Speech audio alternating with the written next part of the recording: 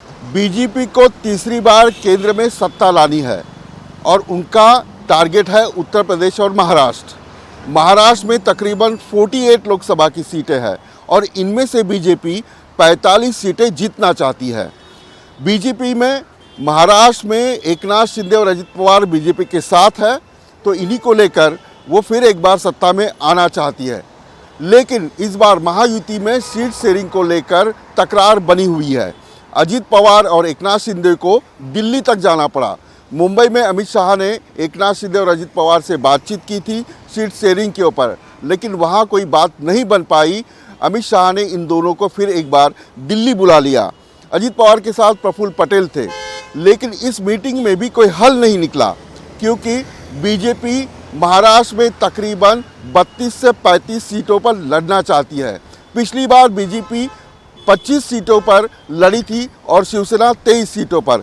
इस बार एकनाथ शिंदे के पास 13 एमपी है, यानी 13 सीटें हैं, लेकिन वो 23 सीटें भाजपा से मांग रहे हैं। बीजेपी उनको 23 सीटें देने को तैयार नहीं है। दूसरी तरफ अजित पवार की जो सीटें हैं वो भी बीजेपी नहीं देना चाहती। इन सभी का कारण एक है कि एकनाथ शिंदे और अजित पवार जो पार्टी छोड़कर चले गए थे, उसकी एक बड़ी नाराज़गी महाराष्ट्र में दिखाई दे रही है और लोकसभा के जो उम्मीदवार हैं वो जीत के नहीं आएंगे, ऐसा बीजेपी का मानना है। इसीलिए एकनाथ शिंदे की सीटें यानी शिवसेना की सीटें कम कर वो 10 तक लाने की कोशिश बीजेपी कर रही है। दूसरी तरफ अजित पवार को सिर्फ 4 या 6 सीटों पर लड़वाना चाहती है।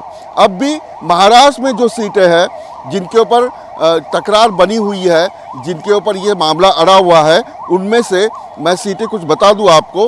बुल्ढाना है, मुंबई की 5 सीटों पर बीजेपी लड़ना चाहती है।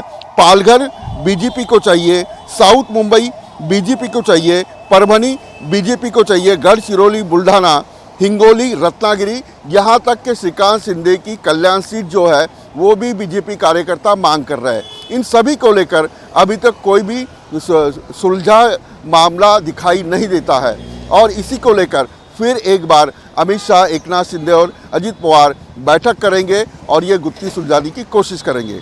वीडियो जर्नलिस्ट स्वप्निल के साथ विलास आठवले, न्यूज़ नेशन, मुंबई।